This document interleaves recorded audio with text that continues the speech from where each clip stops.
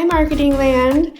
It's us from the past. Steph, so good to see you. Love your background, love your sweater. And we have a really important day for you today.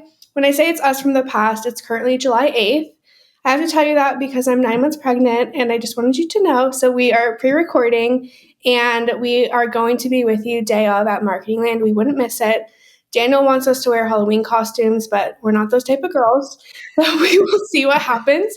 But so happy to be together. And I have so much to do and to teach you, but really it's all going to be about Steph today. And I'm so excited to just learn about your experience and to show you guys why we're in growth land. Steph is a G and she really, really, really knows how to grow. And she works at STAUD, which is one of my favorite brands ever. I want everyone to know that I'm wearing a STAUD sweater, purchase full price. I have two of these. This is my STAUD purse. It's really important to me. It's the Tommy. I used it on my 30th birthday. And I think they go well together. I'm not leaving my house today, so this is a prop. But Steph just really knows what she's doing. She sells the best stuff. She's formerly of Savage X Fenty, Moda Operandi, Chanel, if you've ever heard of it. And it was the best day ever. But Steph, thank you for being here. And I just can't wait for everyone to get to know you. Thank you for having me. You gatekeep Daniel wanting us to be in outfits. Yeah, he's crazy. Every year there's a theme, and I do support this year's theme, and I hope everyone in costume knows we respect you fully for your choices, and we love that it's October 30th. We love that so much, but in July it just seems hard to commit to. We'll see. Yeah, so lots of questions. Let's talk growth. So at STAUD, the product leads marketing. It's the key to the strategy. But at Savage X Fenty, marketing was more associated as driving the company's growth. How do those dynamics shape your growth strategies in each role? So like a product-led growth or a marketing-led growth? Yeah, I kind of came to this product versus marketing-led growth philosophy or theme or something more recently as I was kind of reflecting on previous roles that I've had. I think that at STAUD, the product is the hero. And so our relentless focus was all built around the product. So growth became about building demand around very intentional product stories and driving urgency around or through exclusive products, newness, collabs, but letting the product really lead all of that storytelling. Whereas at Savage and a lot of other D2C led businesses, marketing and growth performance marketing were the main levers that were pulled to unlock scale. So the strategy was more about funnel velocity and conversion rate optimization and real-time conversion monitoring to guide kind of where to push and pull. I think that both kind of shaped me in different ways. My philosophy now and what I hope to kind of bring into the future is the blend of both, the blend of really strong product and product intuition with a healthy, profitable performance marketing flywheel. But ultimately, they each require kind of different pacing, lever prioritization, business prioritization, investments. And it kind of just depends on what the company you're with, what their philosophy is and culture is around growth. Do you think that when you think of a product-led company or a marketing-led company, do you think that it matters if the marketing-led company has this celebrity figure? Does that play into it? Or is it agnostic and it's just if you're data, or product? I think it's more that. I think the celebrity piece, you can be a celebrity brand and be still product driven. Yeah. I kind of feel like RHODE is a good example of that. Yeah. Celebrity, everyone's obsessed with RHODE right now. I feel like it's the most tired example, but they're crushing it. And they're really a product-led brand, but led by a celebrity. And then there are product-led brands that are, no shade to VCs, but VC backed and really just growth, performance. And so I think it just depends on the values around product and customer and why the brand was founded and maybe what our kind of ultimate maybe exit plan looks like. Mm-hmm. I like that. I think the RHODE example to me also, it's product and celebrity, but they also were very careful with inventory in the beginning. It was very hard to get it.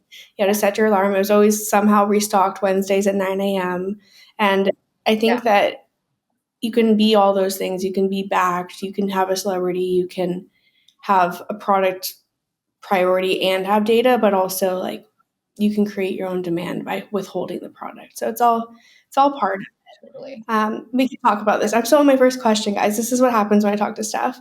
But what are the trade-offs between the two models to you, and which one do you think is more scalable over time? So product or marketing? Yeah. I think that my own now philosophy that I'll continue to carry on in my career is that product-led models build deeper equity and loyalty and organic demand. With that said, if you want to be a product-led business and your focus isn't on the product, customer and customer feedback, manufacturing, production, efficiency, and like speed to market within reason, you're kind of maybe like at a little bit of a mismatch there. I also think in a product-led business, there has to be an element and a culture of product test and learn to help find scale and find products that really hit and become big winners. If you're doing that without performance marketing, I think that a marketing-led, growth-led business drives and can drive faster growth, but without a strong product resonance or product loyalty or brand loyalty. From what I've seen in the market and from the brands that I've talked to that have kind of fallen down this path, it risks a lot of customer churn, rising CACs, that the like relentless kind of media optimizations of it all. And I think that over time, a scalable, healthy, profitable business and model blends both. It lets product guide your focus and your narrative and also your point of differentiation while using performance and media and digital marketing to help amplify and sell at scale. I like that. I also think what you said about having like an ability to experiment with product and a patience and probably even like a margin of error where if you are selling the same SKUs of deodorant and then you release a new flavor every time, that's like in a product led company, if there's always a new flavor twice a month, and if one flavor is crazy, but it could be crazy good or crazy bad, if you have the model and the cash flow and the ability to let yourself fail versus I think too, even in a product led company, in a marketing led company too, there's a lot of pressure if you overbuy inventory or if you miscalculate. And I think either model you get into those issues, but in a product led company, like there's a certain trust and know how, and you have to be able to like stomach it, which is not easy. It's not. And I think that I agree 100%. And I think that the kind of what I'm getting at around the organic demand piece and even the celebrity piece that you were talking about before, with organic demand and product loyalty or even brand loyalty, you'll always have something to fall back on, right? Like you're not going to drop yourself off a cliff if your new collection doesn't hit, but all of these other extensions, iterations, collabs, whatever it is, hit. Yeah. And so you have this great baseline. In some growth businesses I've seen or businesses that are really reliant on like one single lever to drive like buzzy poppy growth, you lack that really great baseline to fall back onto. And so you end up with a business that looks like this instead of like the floor is not level. No. Yeah, I've also in a celebrity brand too, you're at the mercy of if something changes for them. And I've been there where the celebrity decides they want to be less active or they get canceled or whatever. The canceled one's really hard. I'd love to meet a growth marketer that can like overcome that one. I have not been able to. How do you structure your growth org to stay close to product without losing speed and the ability to experiment? I think it's cultural. I think that if the baseline agreement and the common ground between every team or department in a business is that we love our product, and then inherently, because you love your product, you love the customer that loves your product. I am kind of like, how can you go wrong? I think the further removed you are from what you're selling doesn't help you. Mm-hmm. At least I haven't seen that it has. I think that the closer you are to what you're selling, the richness in storytelling comes through, the relentless focus on fit, or whatever product you're selling, the relentless focus on perfection of that product, and tapping into what the customer loves about that product is a shared common goal. And if that's the culture, then the product team wants to hear from marketing, wants to show marketing. They know marketing is going to be excited. They know you're going to ask for a GWP, and then they're going to make your dreams come true, and then you're all going to freak. I think that culture of it's not separate departments but an engine. It's hard to have. Because it's shared accountability almost. Well, yeah, because a product makes a foundation that no one likes, so you can sell it once, and then it all has to be together. They need you and you need them. And I feel like we sometimes all can get siloed into our own niche or expertise, but and then you go down the path of, why are CACs $27 higher than we projected them to be? Well, this collection isn't selling. This isn't what our customer wanted. We didn't listen. And that's not a blame.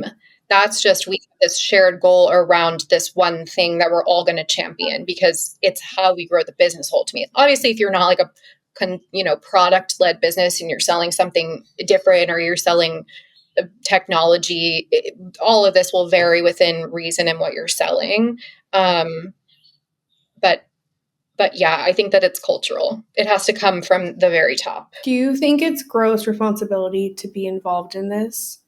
And how do you best get involved on a tactical level? I think this is actually a really exciting question. I'm glad that you asked this, because I've been in growth, performance, whatever you want to call it, for about a decade. I started in growth before it was even called growth.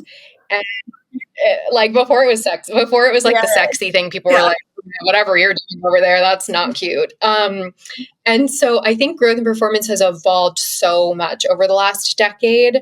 And at first, and still currently, some growth leaders and growth roles are so tightly wound to media.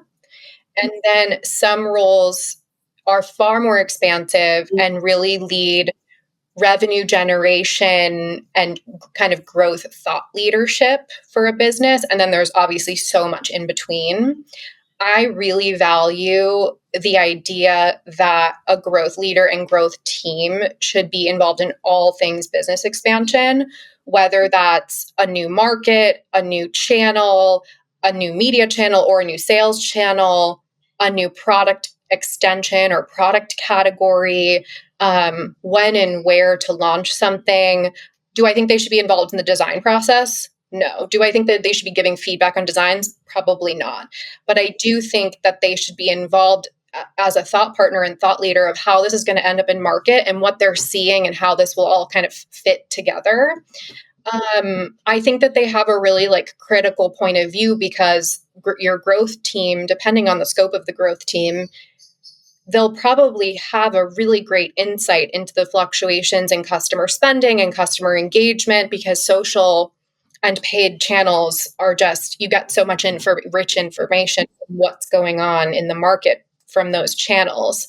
And so I'm really, really excited about companies that are expanding their view of how to engage and value growth leadership in a more holistic, strategic arm that's responsible for a scaled, profitable business, versus pigeonholing growth into one idea of a part of marketing. Yeah, I love that. And For me, I'm obviously not on the brand side anymore. I do miss it, if you can tell by my love of all your products. But I run an agency and lead a big team of media buyers and of creatives. And I don't even like to call my media buyers. Like I consider them like you start as like a growth specialist and then you're a growth manager. And then because I'm trying to teach that if you get an ad, even at like the actual fundamental level of the job, if you get an ad and you read the ad copy and it's assigned to you in Asana and you're about to stand it up and you think it's bullshit and you think it's going to tank out and you can't just accept mismatched ad copy to an ad to a landing page destination that you didn't choose and stand it up and then say, oh, they gave it to me and the creative handed me this. Like everyone who sets anything live is responsible for their point of view on what they're working on.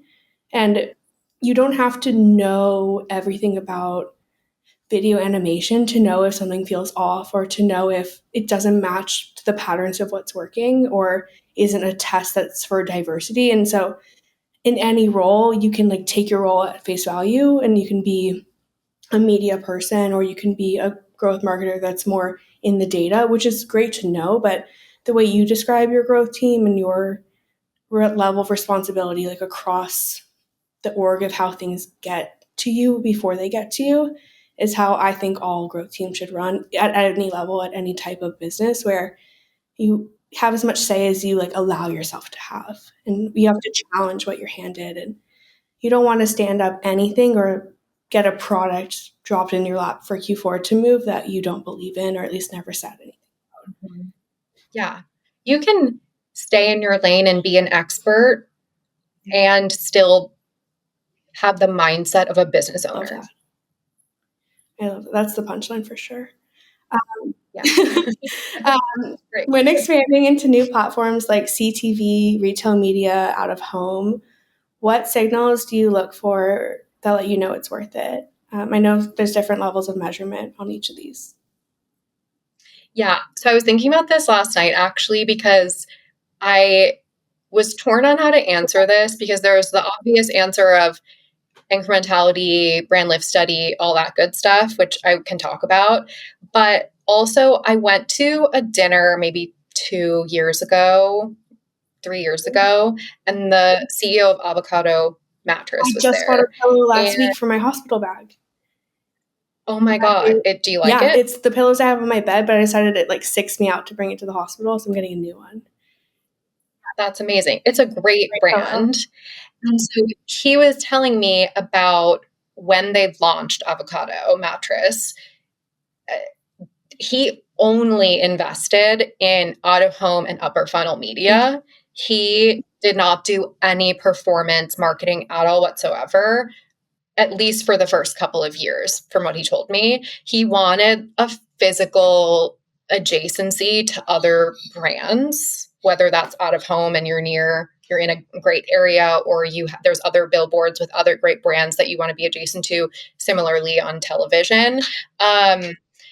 And he didn't want to live and die by the performance marketing cycle. This was kind of probably this was post-COVID. And so I think there was also a lot of just fatigue around performance marketing and how much money we're spending. But so I think about that all the time. And I remember that experience and I was kind of intimidated by that thought process. But I also think it feels really fresh and exciting if you have the right funding and you can lean into that in a big way. Outside of that, incrementality signals like lift in brand search studies, brand lift studies when you can afford them, if you're spending enough in those specific channels. Any like organic direct traffic signals are great. Awareness studies, things like that. Outside of that, I'm also really interested in retail expansion strategy. Yeah. And then if you have a wholesale team or, wholesale retailers that you work with, what doors are really outwardly performing, so that can give us indicators where we might have a really strong engaged community, but we aren't physically showing up as a brand. And that might unlock an interesting opportunity for targeting out of home or CTV or something a little bit more upper funnel. I love that answer. The avocado example, I've never heard a brand describe themselves as marketing in that way, as like this is our move. We're going to go top of funnel first. I think it's obviously hard to know if it pays off. And I get worried sometimes when I worked on brands like a big alcohol brand that was launching. We're supposed to be really big. We're so excited about it. And like the day of the launch, we are told there's 2 billion PR impressions. And you're like, oh my God, amazing. And there's 30K in sales. And you're like, oh God, we missed it. And so I think that's not the same type of top of funnel you're describing, but I think in the sense the avocado example is showing up where the big brands show up, or in ways that small new brands that are not able to normally spend there, or don't have the guts to spend there. It kind of like builds a different type of trust. And if you're buying an expensive pillow or an expensive mattress, you don't want to feel like you're buying from maybe like an Instagram ad brand. And maybe that's what that is. So I like that example. Yeah, like saturating out of home CTV versus saturating TikTok, Facebook, Meta, whatever. Like it takes total guts. I want to one day. I need some funding, but I want to do that for sure. How do you think about messaging consistency when you're juggling product launches, performance ads, organic? Does it matter? Are you a stickler here? Do you want it to just be whatever it needs to be? I think that the main thing that I talk about often with my teams is respecting context.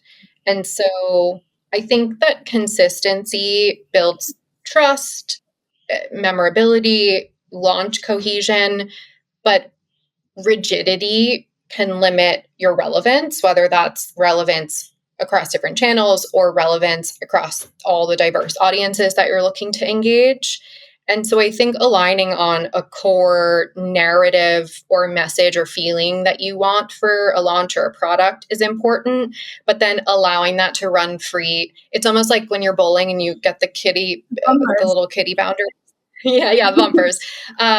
Like that. I feel like you have this campaign nerve, but then you need to be able to like bounce it back and forth, flex it, shorten it, expand it, change it a bit within boundaries again, by channel and by audience to keep that messaging consistent to respect the context. I like it. I think bumpers is a really good example. And I teach my teams, at least, like, let's say we have a brand guideline we've been given or a deck for a new product launch, but it might have enough content within for us to understand like 2 lines of copy that we can write. But I don't only want to run ads that are short form. I want to also run, especially if it's a technical product or a supplement or something people need to trust, you can still bring in evergreen working stats, or it doesn't always have to be exactly the brief. But you have to sort of fight that sometimes too. But I think it matters. I have one last question for you. If you were launching a brand from scratch tomorrow, what's the first growth move that you'd make? I think that, okay, have you ever heard of ShopMy? Yeah. Are you using ShopMy? Yeah, explain it to everyone. I'm on a ShopMy high right now. They're like to know it sort of vibe. But they're new. I think they're maybe 2 years old or 3 years old. Don't quote me on that. But anyways, they're a community-driven influencer affiliate platform, but the influencers and content creators are so engaged. And I think that if I were launching a brand tomorrow, I'd want to like penetrate multiple different types of important communities with really solid orbits around of people and community around them that align with our product and storytelling and values, and build that amazing word of mouth and product engagement and get people to touch and feel and use the product, and to talk about it. I think that you could have a multi-million-dollar, I've seen it. You can have a multi-million-dollar business before you even start CRM, paid media, by just focusing on that. I love that. Shop My Story for us is one of my brands was launching this spring, and we were contacting Shop My to get them there, like as a brand that sells on Shop My. and Shop My like would not give us the time of day because it was a celebrity brand that was very stealth. So I wouldn't tell them the name of the celebrity. And it took me a long time to like get a meeting. And then they like weren't that nice to us over email. And then we got the meeting and they like really wanted my celebrity and then it all changed. But like I think my point in that is not that I don't like Shop My because I really do believe in it and I get it, but they're very protective of what is allowed to be sold and who's allowed to be a creator. And it feels cool. And I think I agree with you. A $1 million, multi-million dollar brand doesn't need like an abandonment flow if someone that you love is wearing the product, showing the product, linking out seamlessly. And it feels trusted in the way that other, like it's not like linking out to Amazon. It just, you feel like you're cool and people want to be cool. And they really don't just let anyone in. I can affirm that because it was hard to get there. So thank you so much for being here, Steph. I can't wait to see you in October. Reminder, this is not live, but it's about to be because we're going to do a Q&A. We're going to answer your questions. And I just can't wait for everyone's Halloween costumes and for us all to be together right now. So thank you, Steph. And thank you, Marketingland, for having us. And proud to be Danielle. Thank you both.